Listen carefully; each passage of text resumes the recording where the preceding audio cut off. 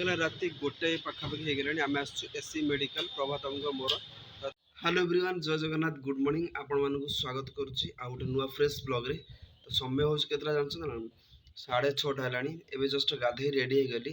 तो मुझे भाविली ये जो खरा हो ना सकाल सकाल गाधे पड़ा सकाल सकाल पड़ेगा ड्यूटी कि समय कम कर पुणी टाइम पड़े आस घर को कहीं भुवनेश्वर भाई 45-46 डिग्री पूरा खरा रोचे।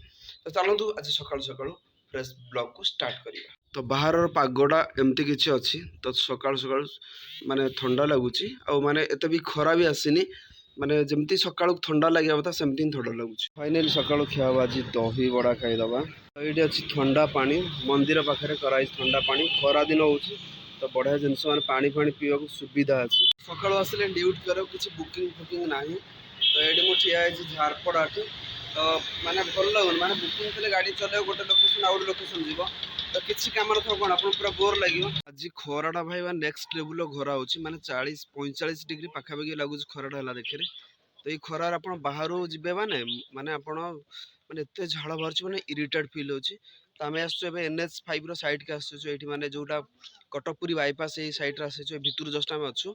तो ये गछ पछ अच्छी भल लगुच बाटर आसला बेले पूरा एत जोर खरा होता भाई गोड़ हाथ पूरा जली जाऊँगी। तो पूरा पानी फाणी पीवा दरकार ना सनस्ट्रोक होते खरारे। तो बहुत सारा खरा हबार कारण भाई गछलता समस्त काटिदे समस्त घर 2-4 खंडे एसी लगी। तो से माने एनवायरनमेंट पॉल्यूशन डेली डेली बढ़ुची तो से खरा बहुत जोर हो। तो गाई मैंने सब फांका फांका बुलूँ कहीं गरम दिन तो बांधिले से कौट रे। तो ये गोटे गाई से गोटे गाई से सब बुलूँ पूरा खाऊँ घास घास टाइम अबिका हो दिन गोटाए बड़ा भाई रास्ता देखो पूरा फांका फांका कहीं ना समस्त घर एसी लगे शोच। तो आम आसी पहुँचलु SBI ATM रे तो पैसा डिपोजिट कर अच्छे। तो फाइनाली आसगला आम खाइबा ये सब भात रहा मिक्सचर सब अच्छी। ये जो खरा हो खरार स्वास्थ्य अवस्था ठीक ठाक लगुनि। तो मुझे सका ड्यूटी कर आसली आ भल लगे सरोज भाई घर शोई पड़ी। तो सका 5टार 6टार ड्यूटी को आसली आ 2-4 घंटा अपेक्षा कर बुकिंग बाजलानी पूरा मत इरिटेट लगे मुझे खरा बाटा पूरा शोई। तो ये आसला टाइम 3टार मुझे बाहरी आसली सार को नहीं गली जयदेव सामने डॉक्टर सामने।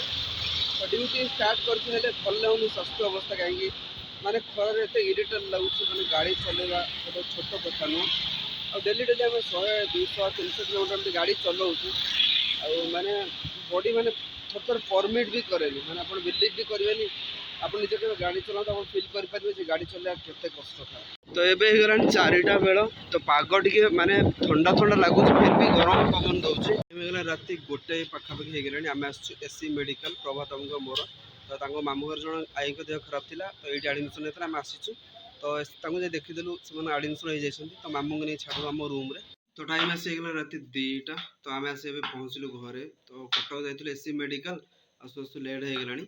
तो चलते आज ब्लॉग्स को ये रखा। आई होप आप ब्लॉग्स पसंद लाइक करदे चैनल जब नुआ अच्छा सब्सक्राइब करदे। देखा पुणी आप नुआ ब्लॉग से thanks for watching my blogs.